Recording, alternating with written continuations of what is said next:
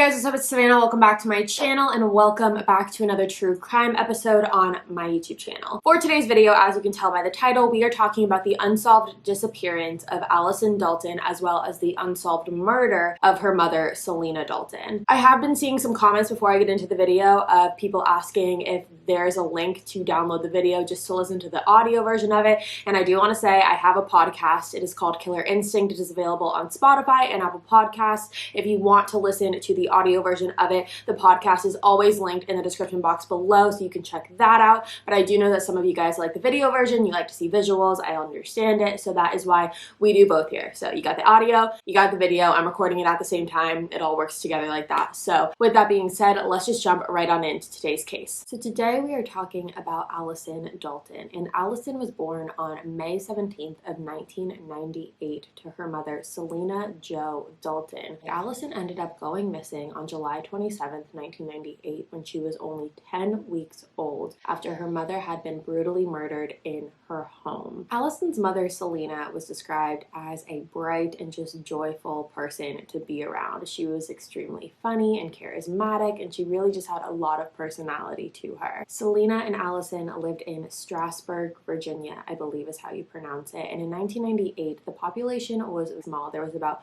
4,100 people living in this town. So not only was it described as a town where everyone knew everyone and everyone was kind of in on all of the town gossip and what was going on with everyone's lives, it was also described as a very quiet town. There wasn't a lot of crime that happened here, and it was just a very low-key place to be. At the time, Sylena was living in a second-story apartment on 175 South Charles Street. Sylena was 20 years old when she became pregnant and had her baby daughter Allyson, and she was nervous in the beginning because she was 20 years old. She didn't know what to expect. She was a first-time mother, and she was worried that maybe she was too young for this and couldn't really handle all of that responsibility. But along with all of those nerves, she also had so much excitement about being a mom. She was thrilled to be able to have a daughter and just start this new chapter of her life.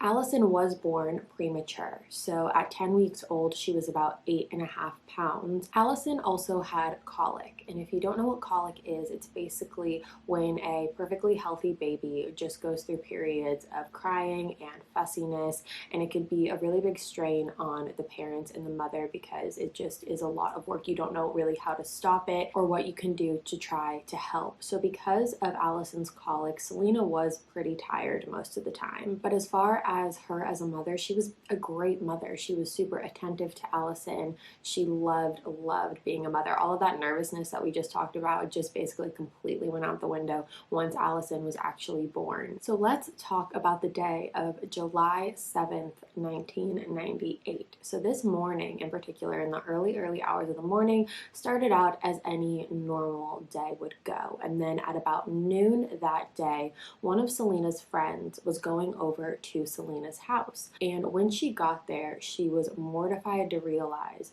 that Sylena was lying on the couch with blood all over her. And so this friend was obviously in severe shock. So she ended up calling one of Selena's other friends named Kelly Fessler. Now this was a really good friend of Selena's. She was a childhood friend of Selena's. So when she received this phone call, she almost didn't believe it. She kind of thought that they were playing, her and this other friend were playing this sick joke on Kelly. And so she didn't really know what to believe. So she decided to leave her work and rush over to Selena's apartment. And that is when she too found Sylena lying on the couch with blood all over her, and her body was covered with a blanket. It was then that Kelly and the other friend proceeded to call 911, and the police rushed over. And in the midst of calling 911, Kelly looked over to where Allyson's crib was, to where Allyson typically would be, and realized that Allyson was not in her crib and nowhere to be found. So now not only are they trying to figure out who could have done this to Sylena, they're also trying to figure out where Allyson is. This is a 10-week-old baby. She is extremely young. She was premature. Where in the world did she go? So the state troopers and police searched every inch of Strasburg to try to figure out where Allyson could be. When Sylena's body went through an autopsy, the autopsy report showed that Sylena had been stabbed several times throughout her body. She was stabbed in her chest multiple times, in her lungs, in her heart, in her stomach,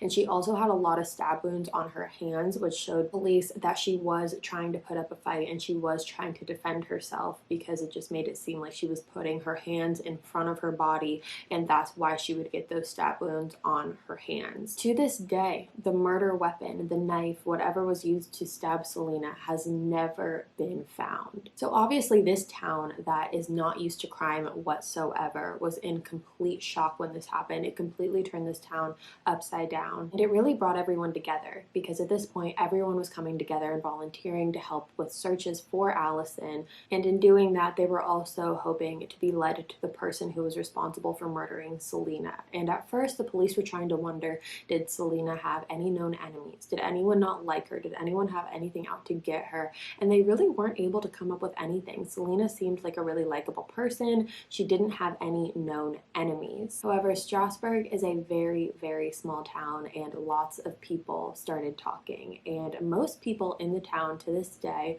believe that the person responsible for this entire act is Allyson's father, who is a man named Daniel Pompel. Now, before we get into this, I do want to say that police have never come out and stated a person of interest, let alone a suspect for this case. So as we're going through, I do want to say keep that in mind. So let's talk about Daniel Pompel. So Daniel was the on-again, off-again boyfriend of Sylena. Daniel was 10 years older than Sylena, and he was Allyson's father as well. And like I said, Daniel and Sylena were on again, off again. They had a pretty rocky and bumpy relationship. None of Selena's friends really liked Daniel. They all said that he kind of just rubbed them the wrong way. None of them trusted him whatsoever, but Sylena really liked him. And Sylena and Daniel didn't live together, but they would visit each other's apartments pretty frequently. And there have also been multiple reports from police of domestic disturbance calls from either Sylena or Daniel's residence. According to Selena's friends, once Sylena found out that she was pregnant, everything pretty much took a downward spiral for her and Daniel. Not only did Daniel not believe that he was the father, but he refused to pay child support. There were also arguments over custody, and what's crazy is that the day of Selena's murder, there was actually a paternity hearing scheduled for both Sylena and Daniel to attend. The day before Selena's murder, Selena's mom remembers Sylena telling her that she wanted to work things out with Daniel civilly. She didn't want to have to get the courts involved. She didn't want to have to send him to jail. She didn't want to do anything like that. She really wanted him to have a chance to prove to her and just prove to himself that he could be a good guy and be a good father. And she wanted this all to be handled in a very calm and respectful on both parties type of manner, just for the sake of everyone involved, including and most importantly, Allyson. But here's the thing though, even though Selena's friends and family are suspicious about Daniel's possible involvement, police have come out multiple times and said that he has been completely cooperative throughout this entire process. He's answered all of their questions, he's been attentive, and hasn't really shown any signs of real suspicion. But I will say that when police were interrogating Daniel, he did place himself at the crime scene, which is Selena's apartment, around the same time that she had been murdered. So here's how it goes. Basically, Daniel told police that he went to Selena's apartment at about 9 a.m. the morning of July 7th. He said that he went to her apartment, knocked on the door a couple times, but didn't hear anything and didn't get a response. No one answered the door. So because of that, he decided to leave. So Daniel said that he got there at about 9 o'clock a.m. And according to the autopsy, Selena's time of death was anywhere between 9:15 a.m. and 10:30 a.m. that same morning. The only witness in this entire situation was a neighbor of Selena's who said that he saw a man putting a baby into the passenger side door of his, into the passenger side seat of his truck that morning around the same time period. Now, I wasn't able to figure out what type of car Daniel owns or drives, but that really is the only witness that the police have in this entire situation, is this man who says that he saw someone put a baby into the passenger side of a truck. According to police, they say that when they were interrogating Daniel and asking about Selena's murder as well as Allyson's disappearance, police asked Daniel if he believes if Allyson Allyson is still alive or not. And according to police, they say that when Daniel was asked this question, he just looked down at the floor, shrugged his shoulders, and said she could be. I mean, personally, that just doesn't seem like the type of reaction that you would be giving, or the type of answer that you would be giving to a question like that, asking if your daughter is still alive or not. I would think it might be, I hope she is, or I'm going to do everything I can until I find her, or something like that. But just to kind of shrug your shoulders and say she could be is, I mean, it's not telling of anything. It doesn't make him guilty, but it definitely is a little bit odd of an answer.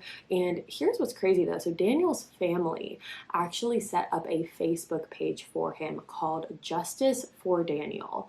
Now, this is where I personally have a little bit of a problem with this. So this whole Justice for Daniel page is made by Daniel's family, like I said, and it is basically a page trying to clear Daniel's name for the suspicions and allegations against him by the town of Strasbourg for the murder of Sylena, as well as the disappearance of his daughter. And I guess the reason that not only this angered me, but angered from my research and what I could find Selena's family as well as her friends, is because instead of trying to clear your name by just making a Facebook page, how about be more active and be more present in trying to clear your name through finding justice for your daughter and the mother of your child. There is a statement from Daniel, so I'm going to read that statement that he gave Crime Watch Daily, and that statement states, quote, "I did not kill her. I have no idea what happened to her. I was her friend and we had a good time together. I liked her. We were friends," end quote. Daniel also claims that he actually didn't know that Allyson was his daughter until the DNA tests and results came back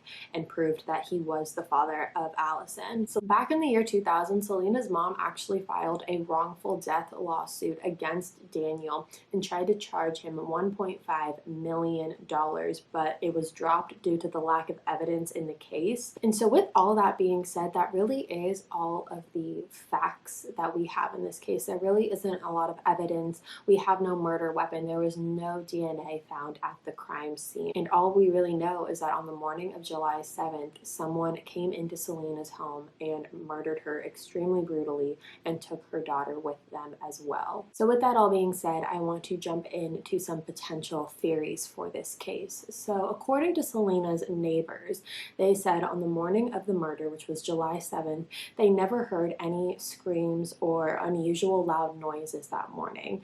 And because of that, that kind of leads me to believe that whoever came into Selena's home that day was familiar with her. It wasn't someone that she felt threatened or intimidated by. It was someone that she felt comfortable with.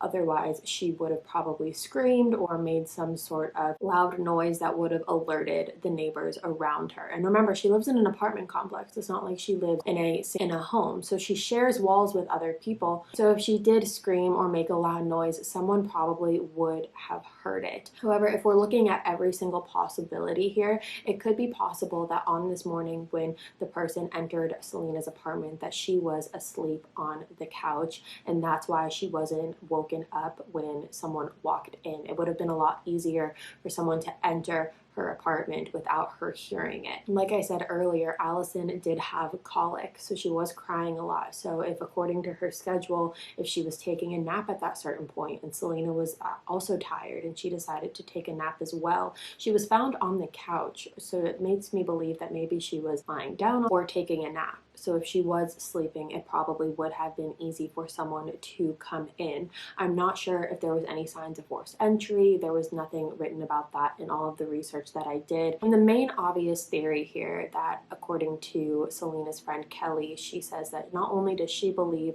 but everyone else in the town believes as well, is that Daniel Pompel, which is Allyson's father, is responsible for the murder of Sylena and the abduction of Allyson. Daniel places himself at the location of the murder exactly during the time period that Sylena was expected to have died. And there was definitely a motive here. You know, he was the father of Allyson. There was the motive of not wanting to pay child support. And also because of the cause of death, which was stabbing, it is more of a personal type of death. You know, you have to physically use your strength to murder someone, and typically those are the more personal types of death. In cases like this, it's always probably the first thing that police do is they will look at the spouse or the parent of the child or what the relationship is between the two people involved. But I will say it's interesting that police have not come forward and said that Daniel is either a person of interest or a suspect, in the fact that they've actually said that he isn't involved and they don't believe that he is involved in this is pretty interesting to me. It makes me believe that maybe they have some other piece of evidence that dismisses the fact that he has placed himself at the crime scene during the time period that the crime occurred. For that to be spoken and for that to be stated as a fact from Daniel himself, it makes me believe that police have to have some other piece of evidence that proves that Daniel was not responsible for this. And because he is the more obvious choice in this case as to who could possibly be responsible for this,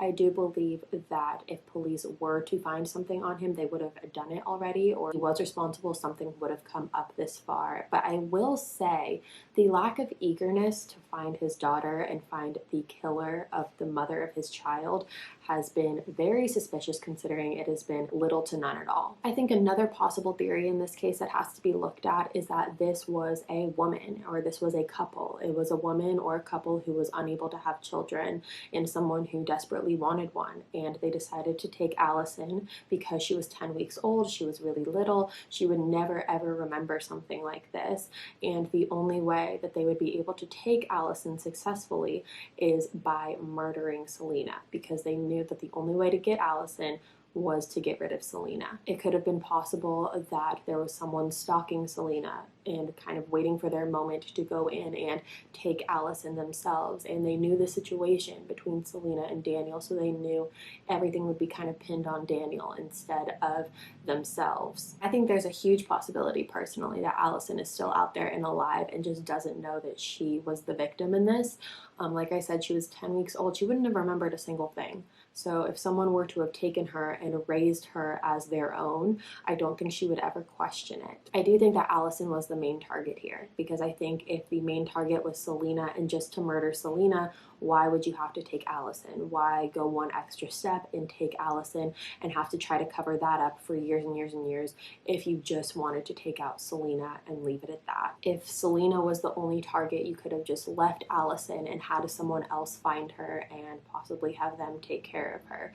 However, if we are looking at Daniel and looking at it from the point that he didn't want to have to pay child support, that does make sense as to why he would also take Allyson as well. Like I said, there's no confirmed suspects in this case and very little evidence and a lot of questions that Selena's family and friends still have, as well as the whole town still has, honestly. And I'm very, very curious to see what you guys have to say about this. Do you think it was Daniel? Do you think it was a woman that just hasn't been looked into yet? Do you think it was neither and there's some other theory out there that is the one that everyone's been missing? I'm so curious to see what you guys have to say about this. All right, you guys, that is all for me today. Thank you so much for tuning into another true crime episode here on my YouTube channel. Go ahead and leave your theories in the comments box below. That way we can all keep this as an open conversation and hopefully bring justice to Sylena, Allyson, and the rest of their family. If you have any other case suggestions, make sure you also leave them in the comments below, or you can email me at my email, which is just killerinstinctpodcast@gmail.com. It's always in the description box. And with that being said, you guys, thank you so much for tuning in to another true crime episode. I will see you in a couple days with a brand new video. If you're new to my channel, hi, my name's Savannah. I make videos 3 days a week, Sunday, Tuesday, Thursday. You should subscribe, join the family. I love you guys so much, and I will see you in a couple days with a brand new video. Bye, guys.